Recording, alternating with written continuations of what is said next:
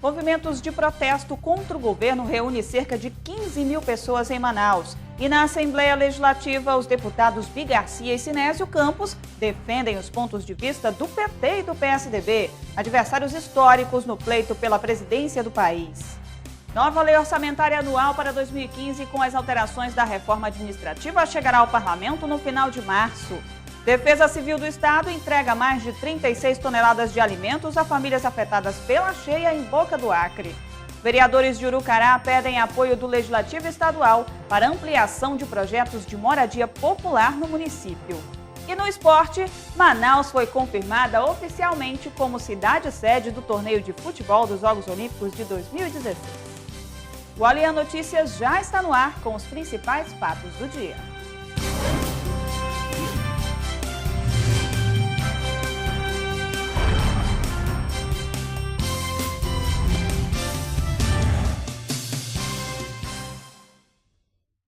Boa noite.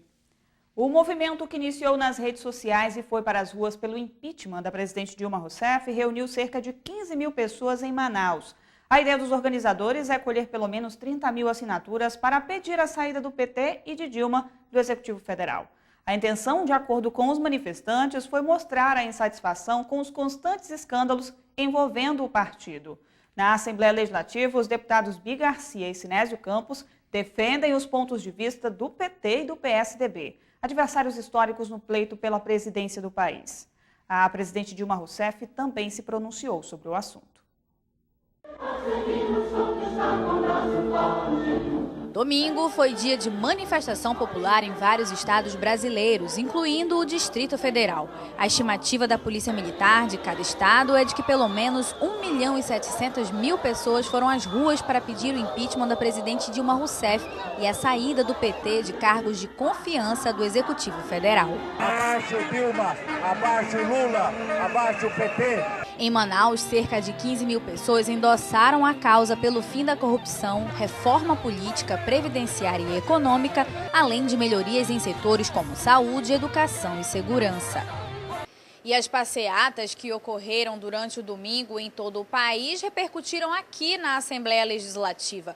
Os deputados Bi Garcia e Sinésio Campos, do PSDB e do PT, adversários históricos, defendem o ponto de vista partidário sobre esse movimento que ganha cada vez mais força nas ruas. O tucano Bi Garcia diz que os movimentos refletem satisfação com os escândalos de corrupção desde o primeiro deles, em 2004, que denunciava esquema de compra de votos para aprovação de propostas no Congresso Nacional, que ficou conhecido como Mensalão. E que a presidente Dilma possa ajustar o governo, botar o governo nos eixos, e que possa responder o povo brasileiro sem esses grandes escândalos. Observe que a Petrobras, que foi uma grande empresa, o orgulho dos brasileiros, hoje realmente está sucateada, está roubada, né? E que precisa fazer as mudanças necessárias para que a gente volte a acreditar na gestão pública, volte a acreditar num governo. O petista Sinésio Campos considera o movimento democrático e que o governo precisa ouvir os pedidos da sociedade, principalmente no que diz respeito ao que possa denegrir a imagem política do país. O que queremos agora, na verdade, mais do que nunca, transparência, onde, independente de quem esteja sentado na cadeira de presidente da República, de governo, de prefeito, possam tratar com respeito o dinheiro público. No fim da tarde, a presidente Dilma se manifestou em rede nacional. Ontem, quando eu vi como ocorreu na sexta-feira, centenas de milhares de cidadãs e cidadãos se manifestando pelas ruas de várias cidades brasileiras, não pude deixar de pensar, e tenho certeza que muitos aqui concordam comigo. Valeu a pena lutar pela liberdade, valeu a pena lutar pela democracia. Este país está mais forte que nunca. Muito obrigado. A Assembleia Legislativa foi palco de uma reunião envolvendo militantes pela maior participação das mulheres no cenário político do Amazonas. Representantes de diversas câmaras de vereadores do interior, além do governo do estado e órgãos como o Ministério Público Federal e Ordem dos Advogados, discutiram formas de mobilizar a sociedade em prol dos direitos femininos. A reunião foi liderada pela senadora Vanessa Graziotin e pela deputada estadual Alessandra Campelo.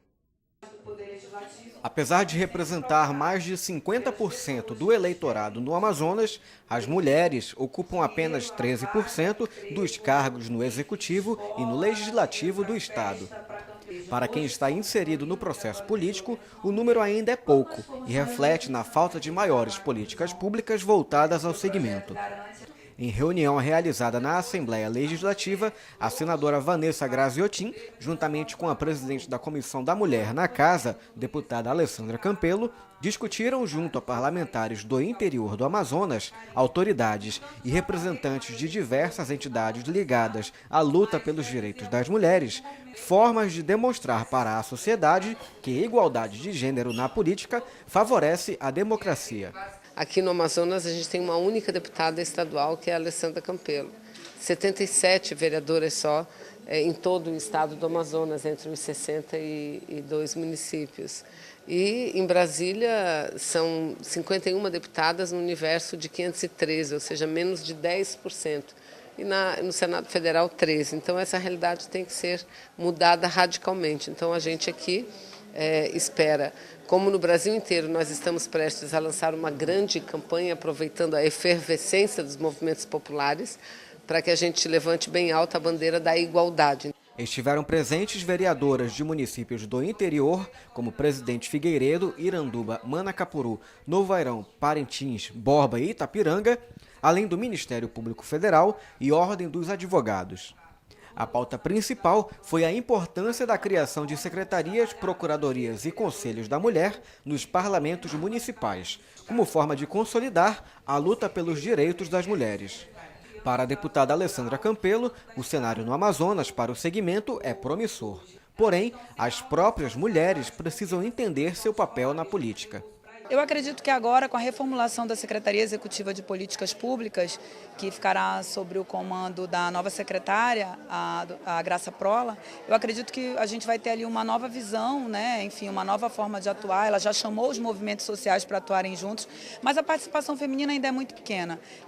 Hoje na Assembleia nós somos 5%, eu sou a única deputada entre 24 parlamentares e na maioria das câmaras há pouquíssimas mulheres e muitas câmaras municipais aqui no interior sequer tem uma mulher ocupando uma vaga de vereadora. No Brasil, a legislação já estimula a participação feminina na política, determinando um percentual mínimo de 30% de candidaturas para cada sexo. 5% dos recursos do fundo partidário devem ser aplicados na criação e manutenção de programas e de promoção e difusão da participação política das mulheres. A Câmara dos Deputados aprovou o projeto de lei que regulamenta os direitos e os deveres do empregado doméstico. Entre os pontos acatados, o pagamento de horas extras e jornada diária de apenas 8 horas. E diante do cenário negativo da Zona Franca de Manaus, no início deste ano, o senador Omar Aziz articula a volta de reuniões do Conselho da SUFRAMA, que aprova e amplia projetos do polo industrial não realizada há 8 meses. Essas e outras notícias no quadro Bancada Parlamentar com a jornalista Priscila Sena. Olá, seja bem-vindo ao Bancada Parlamentar.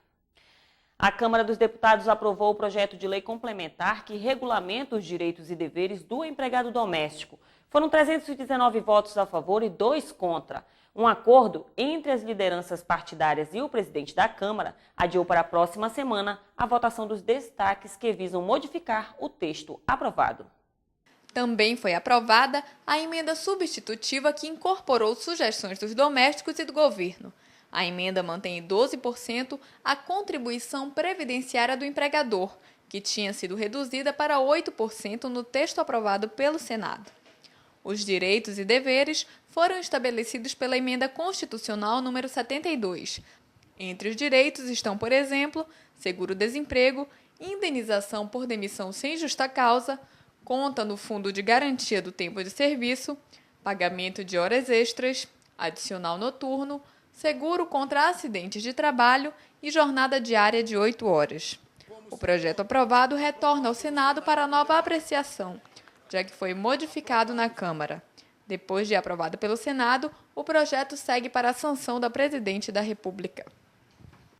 Diante do cenário negativo da Zona Franca de Manaus no início deste ano, quando a economia teve uma queda de mais de 12%, o senador Omar Aziz articula a volta de reuniões do Conselho da SUFRAMA, fundamental para a aprovação de projetos de empresas interessadas em se instalar no Polo Industrial de Manaus.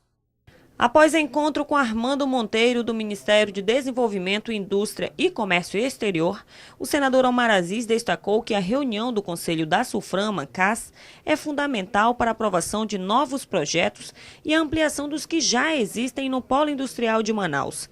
Entre as consequências da falta de reuniões apontadas pelo senador, o resultado negativo da Zona Franca de Manaus no mês de janeiro, referente ao ano de 2014 para 2015, que teve uma queda de mais de 12% na economia.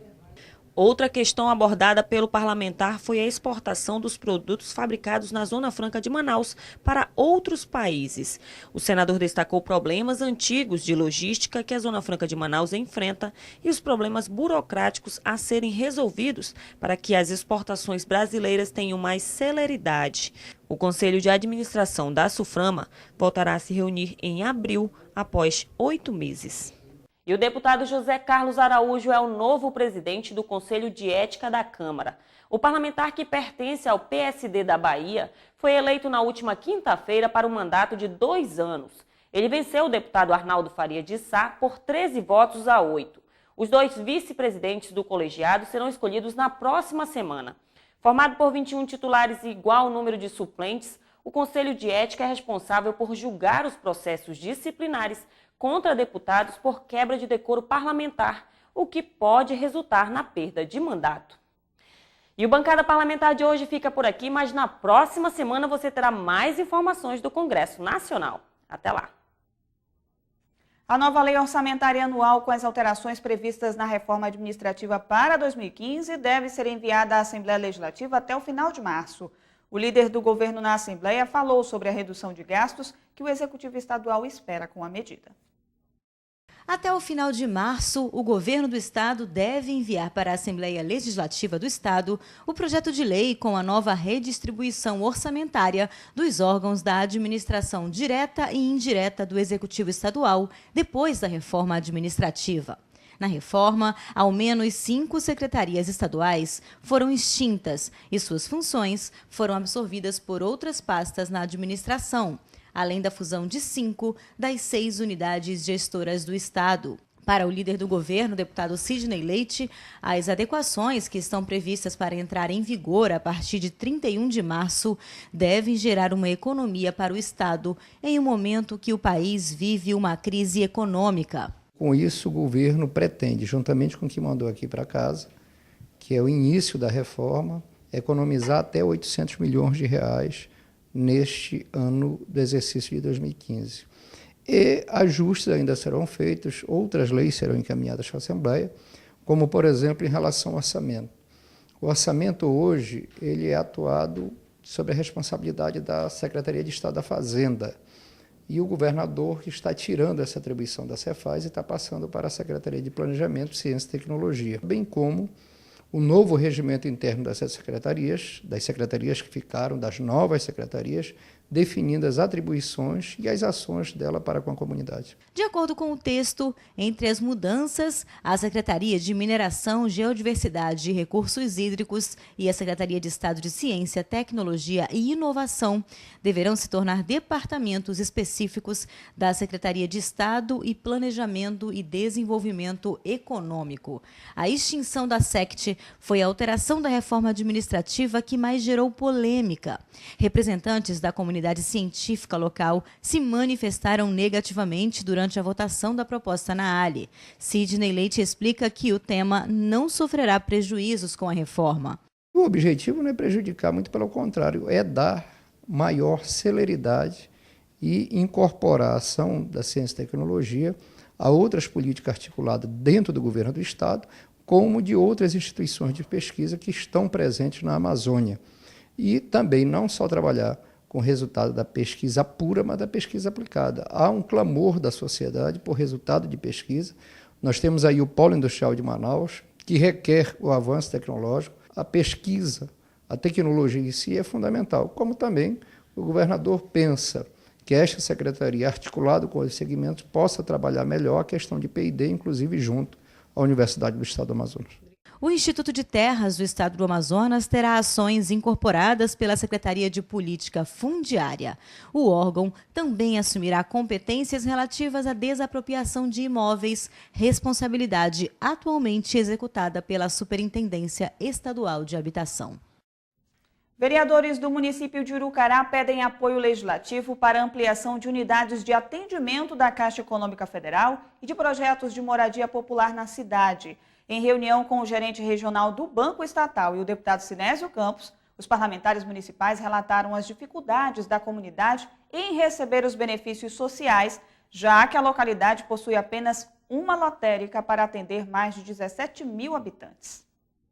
A reunião foi realizada na própria Superintendência da Caixa Econômica Federal, em Manaus.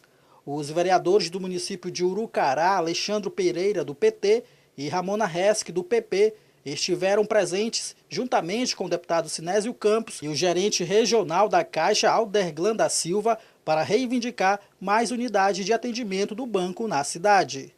Segundo os parlamentares municipais, Urucará possui apenas uma loteria para atender mais de 17 mil habitantes. Por conta disso, muitas famílias vêm tendo dificuldades em receber os benefícios sociais do governo.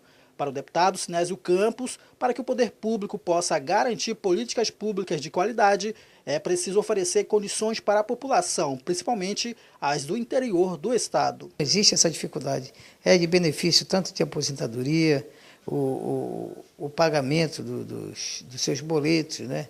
A movimentação da economia. Então, é uma rede bancária que, na verdade, precisa de dar uma atenção mais devida. Eu vejo que tem um lado da Caixa Econômica, o lado social, de atender de forma satisfatória, né, o pagamento dos benefícios. Então, na ocasião, o gerente regional da Caixa Econômica Federal disse que a solução seria os comerciantes locais se disporem de espaço para o funcionamento das unidades do banco nos estabelecimentos. Diante disso, os vereadores e o deputado se comprometeram em conversar com os empresários e criar condições necessárias para a população.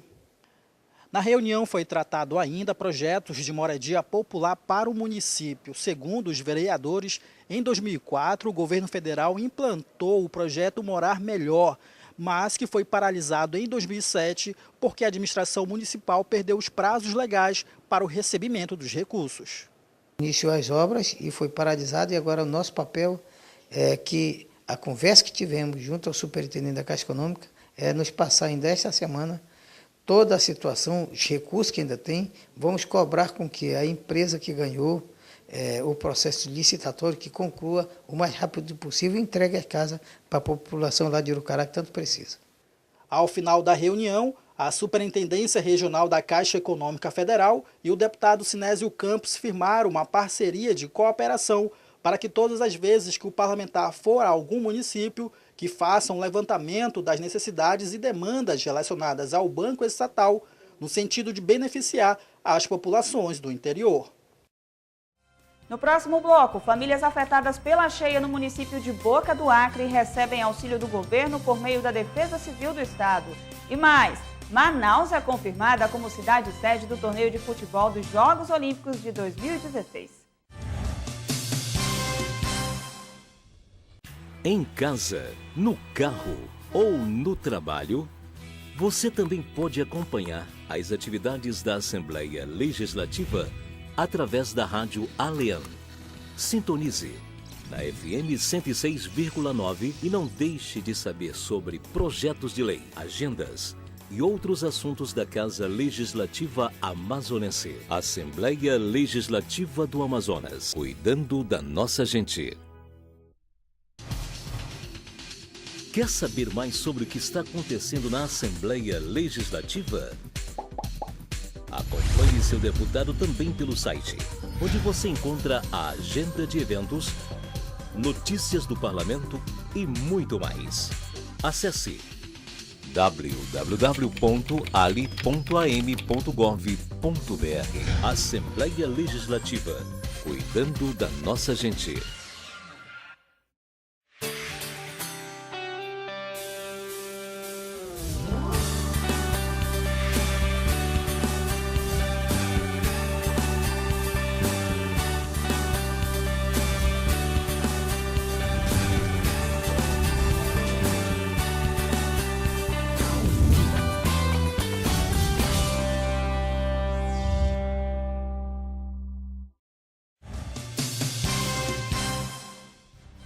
Mais de 20 mil dos 31 mil habitantes do município de Boca do Acre foram afetados pela enchente do rio Purus.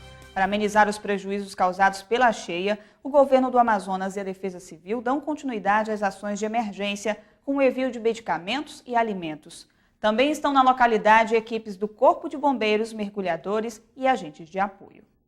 Quase toda a cidade está alagada. Não há água potável e a energia elétrica foi cortada devido ao risco nas casas.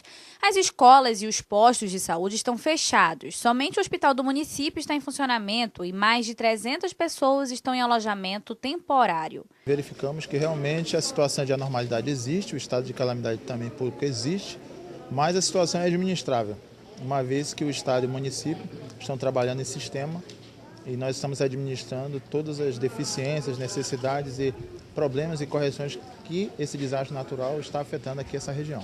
A Defesa Civil do Amazonas distribuiu mais de 35 toneladas de alimentos não perecíveis, água potável, colchões, redes, kits de higiene pessoal, filtros de água, hipoclorito de sódio e barracas de emergência, além dos kits de medicamentos. A saúde nós estamos em barcos, com as equipes médicas, alguns barcos, e aqui no Piquiá, né? Qualquer emergência, às vezes, ligam, aí vai em lancha buscar as pessoas na casa, traz para cá ou leva no nosso barco, que nós estamos com equipe médica dentro dos barcos lá atendendo as pessoas. É muito importante. Se não fosse o governo do estado, o município não tinha condições de manter, né, de passar por essa dificuldade. O governo do estado tem sido um parceiro muito importante para a gente. Há mais de 10 dias no alojamento com uma filha de 5 meses, a dona de casa, Maria da Conceição Xavier, afirmou que o apoio do poder público tem garantido a sobrevivência da família. Para mim está difícil, menina, eu não tenho nem dinheiro nem para comprar assim, o leite para minha filha. Aí eu fui lá porque o pessoal da Defesa Civil me tiraram, porque eu não tinha nem como pagar um carro para mim sair com minha filha doente e a outra também. E tá bom, graças a Deus. Aproximadamente 17 mil famílias já foram afetadas pela cheia em 11 municípios nas calhas do Juruá e Purus. Até o momento, a Defesa Civil já distribuiu 321 toneladas de material de ajuda humanitária. Outros 5 municípios da calha do Solimões estão em alerta. A pavimentação da estrada de Caviana, comunidade do município de Manacapuru, deverá ser iniciada em até 5 dias. O prazo foi repassado ao deputado Cabo Maciel pelo INCRA. Os detalhes com o repórter Adriano Castro. Na última quinta-feira, o vice-presidente da Comissão de Assuntos Municipais da Assembleia Legislativa, deputado pelo PR Cabo Maciel, se reuniu com representantes do Conselho Comunitário de Caviana, interior de Manacapuru, e o vice-presidente do INCRA. O deputado e os comunitários cobravam a pavimentação da estrada da comunidade. Segundo o deputado Cabo Maciel, toneladas de frutos de pupunha, laranja e tangerina produzidas no local precisam ser escoadas e, por isso, a pavimentação da estrada é importante. O INCRA afirmou que em até 5 dias os trabalhos devem iniciar. Adriano Castro para a TV Aleão. Representantes de movimentos ambientalistas do Amazonas se reuniram na sede do Legislativo Estadual para discutir sobre a reforma administrativa realizada pelo governo do estado. O foco principal da reunião foram os prejuízos aos órgãos ambientais, como no caso da Secretaria Estadual de Desenvolvimento Sustentável, a SDS, que terá redução de quadro técnico. Como presidente da Comissão de Meio Ambiente da Assembleia Legislativa, o deputado do PPS, Luiz Castro, recebeu na tarde desta segunda-feira representantes de órgãos, institutos e entidades ambientais na sede do Poder para discutir sobre a reforma administrativa que está sendo implementada pelo governo do estado. A principal preocupação da categoria é referente à redução de 42% dos cargos da Secretaria de Desenvolvimento Sustentável, a SDS, além da distribuição de algumas funções para outras secretarias, como a de Produção Rural, CEPROR, e de Planejamento, a CEPLAN. É isso que nos preocupa, de ver que essa agenda está retrocedendo muito. O orçamento já era muito pequeno, era de 0,3% do orçamento total do Estado, e a gente não pode enxergar isso como desculpa para reduzir ainda mais. Então, acreditamos sim que deveria ser feita uma reforma no sentido de reduzir o gasto público, é uma crise que o Brasil inteiro enfrenta, mas não um setor que já era praticamente insignificante em termos orçamentários para o Estado. De acordo com o deputado Luiz Castro, a SDS não possui quadro efetivo e a redução dos cargos deve trazer prejuízos, como aos centros de unidades de conservação. pela diminuição do número de cargos disponíveis para nomear, por exemplo, chefes de unidades de conservação, pessoas que vão lidar com as questões, por exemplo, de mudanças climáticas, da gestão de toda a área territorial sob a jurisdição do Estado em relação à proteção ambiental, que fazem com que um Estado do tamanho do Amazonas necessite uma secretaria forte, com uma boa equipe atuante. Lembrando que a SDS não possui quadro efetivo, ela não teve concurso público, não tem um plano de cargos, carreiras e salários e, portanto, já é por si uma estrutura muito frágil. A SDS tem como principal função articular com autarquias e institutos para desenvolver ações voltadas para a conservação da natureza no Amazonas. A deputada Alessandra Campelo protocolou no Ministério Público do Amazonas uma representação contra a Secretaria de Educação do Estado. A parlamentar pede providências para a regularização do serviço de transporte escolar em Manacapuru. Estudantes da zona rural e de comunidades ribeirinhas de Manacapuru estão há mais de 40 dias sem transporte escolar regular. O motivo é a contratação emergencial de uma empresa que não possui a capacidade técnica para realizar o serviço. Anteriormente, uma cooperativa era responsável pelo serviço, mas o contrato foi encerrado pelo governo. Eles não têm essa capacidade técnica para prestar serviço em Manacapuru, porque as embarcações regulares, as embarcações, os veículos, os ônibus, somos nossos da cooperativa. Nós operávamos esse transporte escolar com 55 rotas. Com certeza, se ele fosse capaz de prestar esse serviço, ele já tinha conseguido contratar, mas até agora não conseguiu. Além de protocolar uma representação contra a SEDUC, a deputada Alessandra Campelo se reuniu com o chefe do Ministério Público, Fábio Monteiro. A parlamentar espera uma atuação firme do MP para que os alunos não sejam prejudicados. Informações da secretaria, por telefone, já que nunca responderam ao nosso ofício, dizem que o contrato existe, um contrato emergencial, que é ilegal, na minha opinião, porque a própria secretaria causou uma situação de emergência, não fazendo a licitação em tempo hábil, para justificar um contrato emergencial. Então, o próprio gestor ele não pode causar uma situação emergencial para, a partir disso, usar isso como justificativa para fazer o contrato emergencial. O Ministério Público Estadual, através do Dr. Fábio Monteiro, vai tomar as providências cabíveis, acompanhar o caso a partir de agora, já que é um direito que a população tem à educação e essas crianças, esses jovens, essas pessoas não estão tendo acesso às escolas há mais de 40 dias de início do ano letivo. Então, as providências vão ser tomadas agora, a partir de agora é o Ministério Público e a Justiça que vão resolver o caso. O Procurador-Geral de Justiça afirmou que irá pedir mais informações dos promotores de justiça que atuam na região e quer explicações do secretário de Educação. As notícias são extremamente graves, né? É absurdo o fato de alunos estarem sem aula por uma responsabilidade que a priori é da Secretaria de Educação.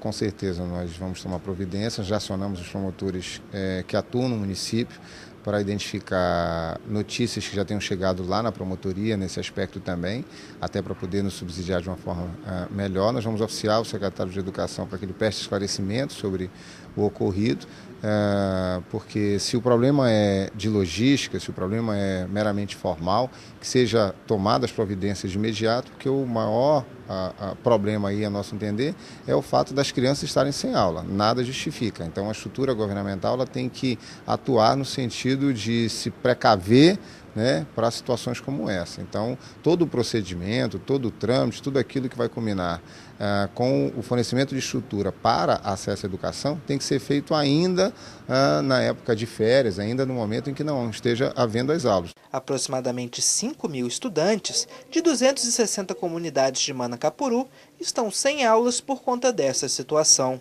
Na sexta-feira da semana passada, uma outra representação foi protocolada no Ministério Público Federal. O deputado pelo PR, Cabo Maciel, destacou a construção de um porto na comunidade de Vila Amazônia, no município de Parintins, distante 369 quilômetros de Manaus. O parlamentar também solicitou a construção de uma escola para atender os moradores da localidade. A estimativa do valor total do projeto é de aproximadamente 15 milhões de reais e já está pronto pelo Departamento Nacional de Infraestrutura de Transporte, DENIT, mas ainda depende da aprovação do orçamento pelo Senado para ser concretizado. E tão só esse orçamento seja votado, o DENIT abrirá a licitação para a construção desse porto. Esse porto hoje, Vila Amazônia não tem um porto e as pessoas que produzem naquela região tem uma dificuldade muito grande. Lá a vila ela é num formato que tem uns barrancos muito altos. E muitas das vezes os moradores, os produtores daquela região ficam com sacas de macaxeira, de farinha e de outro tipo de produção que é feito naquela região é carregado na costa. Então eles descem os barrancos para tentar abastecer o município de Parintins. A comunidade ganhará espaço apropriado para a atracação de navios de turismo e deve ampliar o escoamento da produção rural. Atualmente, os moradores da região precisam se arriscar para transportar os produtos para as embarcações, já que não há infraestrutura adequada. Lá a vila ela não tem como se locomover da vila para Parintins por meio terrestre. Então, tudo lá é lancha e barco, né?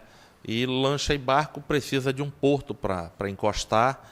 E nesses embarques, hoje, pela Vila Amazônia não ter um porto, esse embarque é feito de forma muito arriscada, que os barcos encostam na beira do barranco e que Deus o livre alguém nessa passagem do barranco para o barco cair, pode perder sua vida ali ou pode se machucar.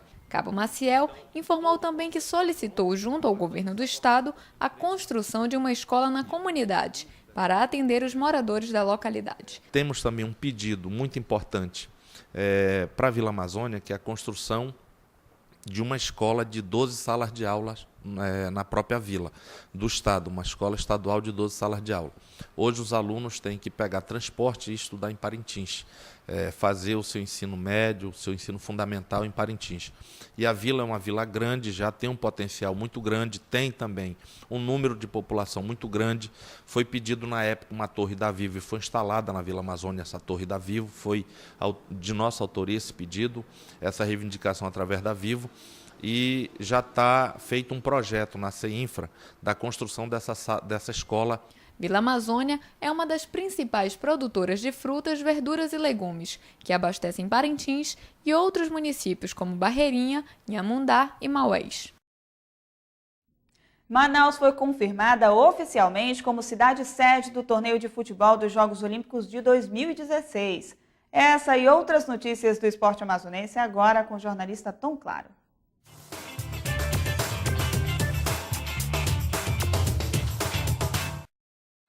Olá, minha gente, estamos chegando com as primeiras do esporte para você. Os 2 jogos da 5ª rodada do Campeonato Amazonense, realizados na tarde de domingo, foram marcados pelo equilíbrio entre os times. Enquanto São Raimundo e Penharol ficaram no 1-1 no Estádio da Colina, Iranduba e Nacional Borbense empataram em 3-3 no Estádio Carlos Amit. Com os resultados, o Penharol ficou com 10 pontos, 1 a mais que o Nacional, e agora é líder da competição. E numa partida decidida nos acréscimos, o Princesa dos Solimões derrotou o Rio Negro por 3-2 na tarde de sábado no Estádio Carlos Amit, no Coroado, pela 5ª rodada do Campeonato Amazonense. Com o resultado, o Princesa chega aos 7 pontos e sobe para a 3ª posição na tabela de classificação, sendo que o time tem 2 jogos a menos. Já o Rio Negro sofre a sua 4ª derrota em 5 jogos disputados. A equipe continua na penúltima colocação com 3 pontos apenas. E Manaus foi confirmada na manhã desta segunda-feira como cidade subsede do torneio de futebol dos Jogos Olímpicos de 2016. O anúncio foi confirmado via Twitter oficial dos Jogos Olímpicos de 2016. O governador do Amazonas, José Melo, comemorou na manhã desta segunda-feira, 16 de março, a escolha de Manaus como uma das sedes do torneio de futebol dos Jogos Olímpicos que acontecem em 2016 no Rio de Janeiro. O anúncio foi feito pelo comitê organizador para os torneios de futebol olímpico da FIFA após reunião em Zurique, na Suíça. Uma Olimpíada ela é bem maior do que uma Copa do Mundo, né? Porque ela tem uma abrangência muito maior, todos os países participam, a divulgação ela é para os países do mundo todo, portanto o Amazonas agora mais uma vez será alvo de conhecimento mundo afora, o que nos leva à alegria de ver que deve estar muito próximo o momento em que o Amazonas possa ser um grande destino de turismo, esse turismo ecológico, esse turismo de selva, não é? Para que a gente possa gerar emprego e renda aqui à luz daquilo que Deus nos deu, que é a nossa natureza exuberante. Com a confirmação, o governo do estado e a prefeitura de Manaus iniciam os trabalhos para cumprir o caderno de encargos do evento e devem criar nos próximos dias um comitê para articular as ações. Além dos estádios Carlos Amit da Colina, os estádios do SESI e da UBRA também serão utilizados durante os Jogos Olímpicos como centros de treinamentos. A cidade deve receber 6 partidas e, segundo o governador, Manaus não vai precisar fazer grandes investimentos por já ter uma boa estrutura. Parabéns, portanto, à nossa cidade que vai receber novamente uma leva de torcedores e, acima de tudo, turistas que vêm investir na cidade, com certeza. E não será mais a Arena da Amazônia o palco para a disputa da classificação para a próxima fase da Copa Verde entre Nacional de Manaus e Paysandu do Pará, e sim a Colina. A partida será no dia 22 de março, às 5h30 da tarde.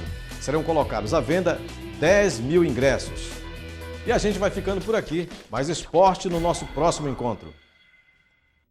O programa Parlamento Jovem da Assembleia Legislativa, criado para aproximar estudantes da rede pública de ensino ao Parlamento Estadual, já começou a revelar futuros promissores.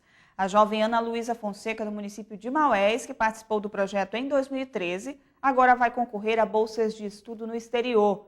Com apenas 18 anos, a moça foi a única estudante do Amazonas a ser selecionada para o programa Jovem Embaixador.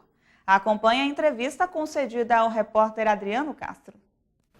O programa Parlamento Jovem da Assembleia Legislativa transforma alunos do ensino médio em deputados. O objetivo é aproximar os mais jovens da política e da cidadania. Os estudantes conhecem uma série de procedimentos típicos do Poder Legislativo, participam, inclusive, de uma cerimônia de posse e ainda criam projetos de lei e também participam de votações.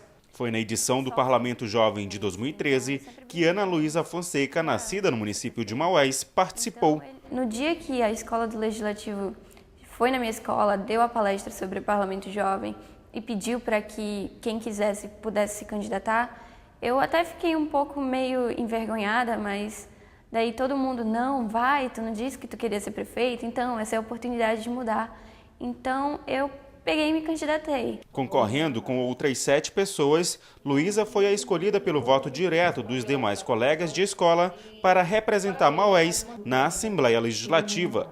Na sede do Poder Legislativo, ela recebeu palestras, participou de workshops e vivenciou o dia a dia de um parlamentar. Foi a experiência que abriu as portas para todos os sonhos que eu tinha e que eu, com todas as dificuldades que tinha em Maués, eu achava que seriam impossíveis. Então, quando eu vim para cá, vivenciei o que realmente um deputado faz, um deputado estadual, porque muita gente por aí nem sabe qual é o seu papel, o papel de um prefeito, o papel exato de um deputado. Então, foi muito bom estudar sobre a Constituição brasileira, estudar sobre a Constituição do Estado, o regimento interno da Assembleia. O então deputado pelo PMDB, Marcos Rota, foi o padrinho de Luísa. O projeto apresentado por ela foi relacionado à educação. Tem muitas faculdades aí de engenharia que a gente olha e as pessoas basicamente não querem, jogam como última opção ou, sei lá, eles não querem porque é muito cálculo, eu não vou conseguir. Mas tem uma ciência por trás disso que faz isso ser interessante. Então seria muito legal se as escolas atraíssem os alunos para essa ciência, para eletrônica, para mecatrônica, construção de robôs, que isso tudo melhoraria muito os dias de hoje. Eu acredito que a tecnologia tem que andar de mãos dadas com a educação. Depois do Parlamento Jovem, o sonho em querer uma sociedade melhor continuou. Ainda em 2013, Luísa Fonseca se inscreveu no programa Jovem Embaixador, que é uma iniciativa da Embaixada dos Estados Unidos que beneficia alunos brasileiros da rede pública de ensino. Depois de várias fases, Luísa foi a única selecionada do Amazonas e a primeira da cidade de Maués a participar do programa. Em janeiro de 2014, Luísa e mais 36 jovens embaixadores de outros estados do Brasil embarcaram para os Estados Unidos. Lá nós fizemos várias atividades, workshops, palestras sobre justiça social, engajamento cívico, empreendedorismo jovem, sobre direitos humanos, sobre todas essas coisas. E no final também a gente tinha que fazer um projeto. E durante todo esse tempo de workshop, a gente também conheceu várias ONGs sobre direitos humanos que ajudam as pessoas lá, como funcionam também algumas leis lá, como é para uma lei ser aprovada nos Estados Unidos, sobre todo também esse poder legislativo deles. No ano passado, Luísa foi aprovada em 7 cursos de ensino superior, entre eles os mais concorridos, como Medicina, Direito e Engenharia Civil, em 4 instituições diferentes, 2 delas em outros estados. Mas foi durante o intercâmbio nos Estados Unidos que ela soube de possibilidades em fazer uma graduação no exterior. Quando eu voltei para o Brasil, eu fiquei com isso na cabeça, de que eu não queria fazer faculdade, eu queria focar em ir para os Estados Unidos fazer uma faculdade lá, porque o que eu quero seguir na minha carreira é na área de relações internacionais. Por meio de programas de bolsas de estudos, Luísa participa de seleção de 10 universidades nos Estados Unidos. Já foi 3 vezes ao Rio de Janeiro realizar provas e 4 instituições já sinalizaram em receber a estudante. Das 4, eu tenho uma preferida, que é a Indiana University Bloomington, e fica no estado de Indiana, e é uma das 100 melhores dos Estados Unidos pelo ranking da Forbes, e é uma excelente universidade na área de pesquisa. Eu tenho muita vontade de realizar várias pesquisas, então eu acho que seria uma decisão certa se caso eu não receba resposta das outras, essa é a minha preferida no momento. Na semana passada, o presidente da Assembleia Legislativa, deputado Josué Neto, conversou com Walter Kirr, adito cultural americano no Brasil. Ele representou a Embaixada dos Estados Unidos em busca de parcerias nas áreas de educação e cultura. A gente estava falando sobre todas as possibilidades dos intercâmbios, das parcerias, várias coisas e várias áreas onde nossa embaixada, em cooperação com o estado de Amazonas, pode fazer vários programas juntos. Um sonho que começou com o Parlamento Jovem da Assembleia Legislativa continua. E sucesso é o que desejamos a Ana Luísa Fonseca. Confira agora o que foi destaque no Alian Notícias de hoje. Movimentos de protesto contra o governo reúne cerca de 15 mil pessoas em Manaus. Famílias afetadas pela cheia no município de Boca do Acre recebem auxílio do governo. E o torneio de futebol dos Jogos Olímpicos de 2016 também será realizado em Manaus. E nós ficamos por aqui. No site da Assembleia, ali.am.gov.br, você tem outras informações sobre a atuação parlamentar. Uma ótima noite para você e a gente volta a se encontrar amanhã.